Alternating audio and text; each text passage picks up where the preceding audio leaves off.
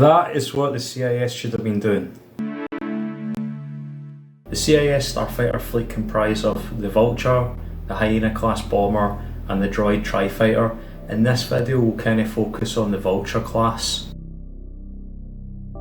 We want to have two squadrons of Vulture starfighters. The first squadron is to get in a dogfight with the Republic starfighter fleet to distract them from the Venators, while the second one makes a beeline towards these carriers and slam into them at full speed.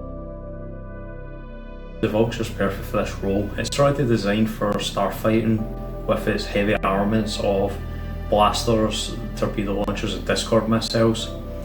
And that's what it's designed for, being unleashed as a large swarm enemy from battleships. And the other thing is its speed and manoeuvrability. Think about it as just a giant high-speed cruise missile with weapons. We are not going to be attaching explosives. We're going to use pure raw kinetic energy from these drones.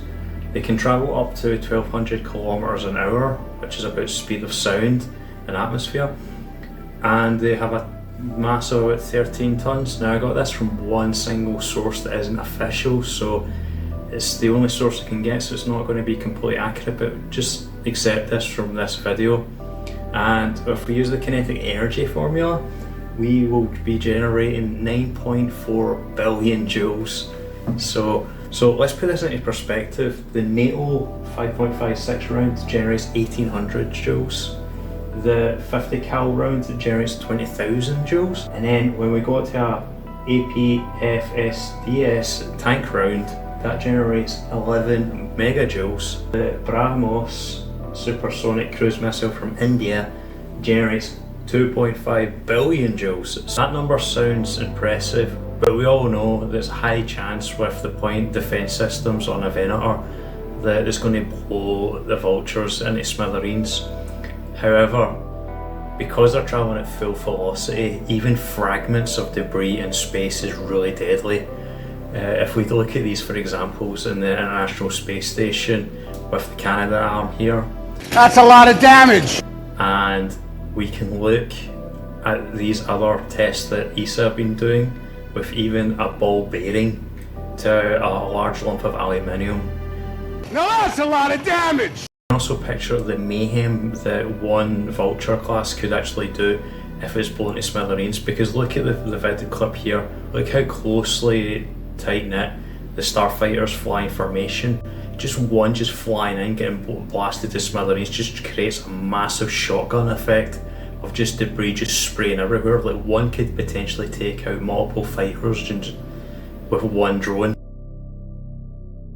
You can also render contested planets unusable by just creating a Kessler syndrome, where so much debris from these droids getting smashed to bits that space travel just becomes so dangerous and unsafe.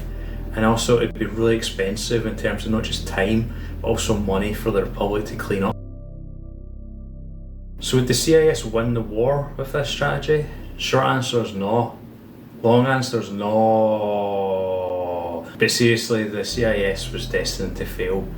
I mean, it has dysfunctional leadership. Even though the Republic has a corrupt leadership structure, not only was the Republic ramping up production in terms of clones and manpower, becoming a full-time war economy, they had to deal with the Jedi Order like a skilled task force, but then also having to deal with the Sith, with Palpatine manipulating in the background, just basically doing it using the organisation as nothing more than a paragraph for the Republic.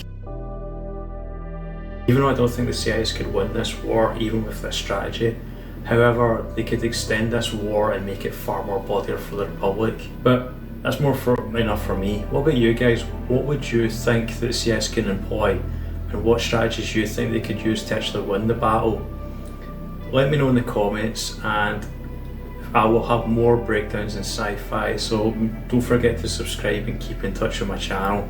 Anyway, see you all later.